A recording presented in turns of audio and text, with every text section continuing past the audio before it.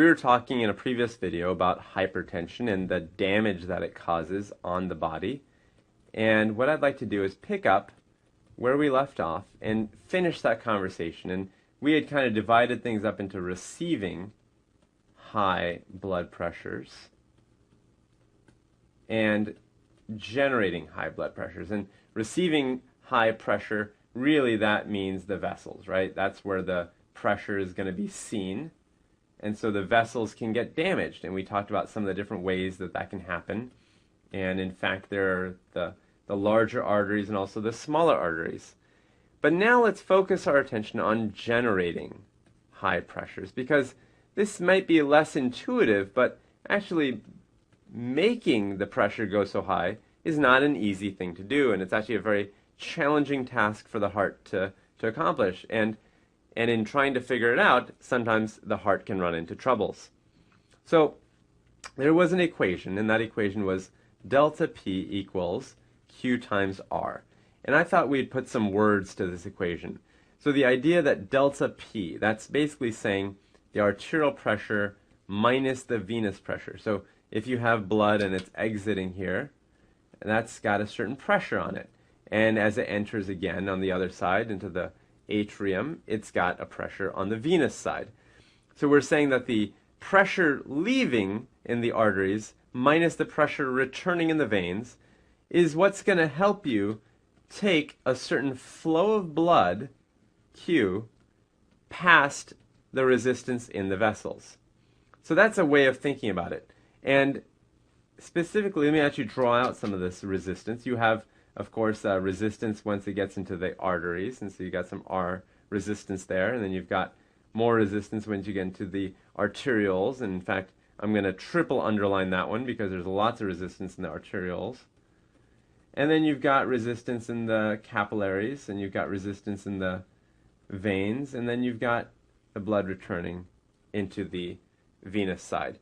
So there's resistance in the circulatory system, and there's a flow of blood that you're actually trying to move around, right?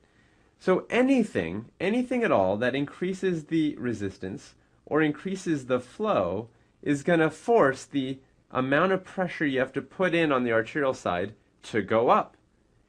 And now if I draw it out, you'll see even more clearly why this is a problem. So if you have, let's say, the left ventricle, and I'll leave a little space for the valves, and this is the chamber of the heart that's doing the pumping now, and it's pumping the blood out into the aorta. So this is the aorta, and this is another valve, and this valve is called the aortic valve. Pretty easy to remember name, aortic valve. And it separates the aorta from the left ventricle. LV for left ventricle. So the left ventricle is basically going to have to try to get blood through this door, through this valve.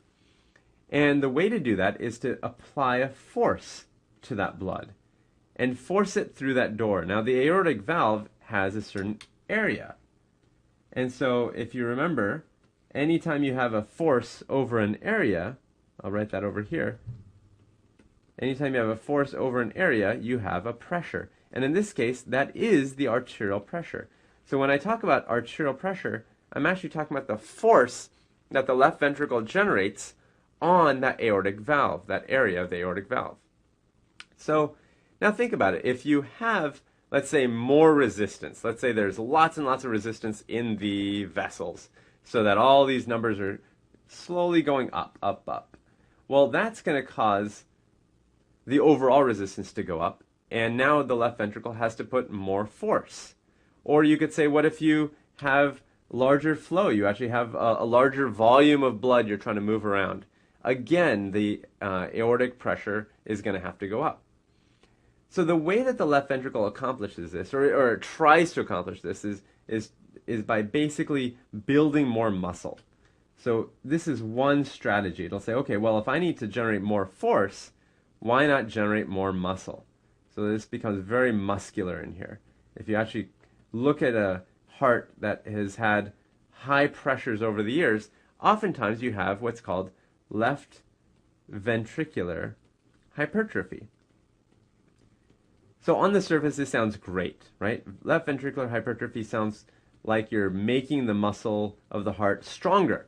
And that sounds like a good thing. You know, that's certainly why I go to the gym. I want my muscles to get bigger. So it's confusing then to hear that that's not a good thing. And here's why.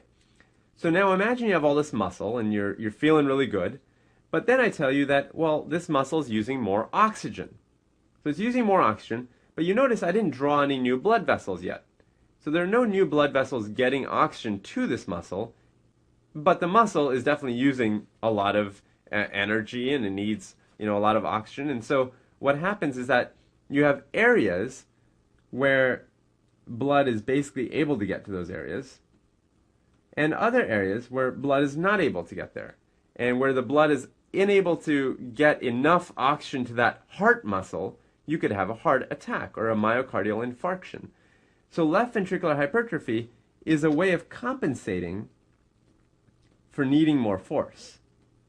But it comes with a little bit of a risk, because now you might have a risk of an MI, or myocardial infarction. The other possibility is that the left heart doesn't compensate, and you have what's called left heart failure. And what that basically means is that the left heart says, you know what, I can't generate the pressures that are being required to move all that blood around, and so I won't generate those pressures. I'll do the best I can, and maybe I can't move let's say 6 liters of blood around the body, but I can do 5 liters or 5.5 liters. So it'll try to do what it can to move as much blood as possible, but it is essentially not compensating completely. And that's why you sometimes see people with heart failure after having years and years of high blood pressure. Their heart simply can't keep up, and so you experience heart failure.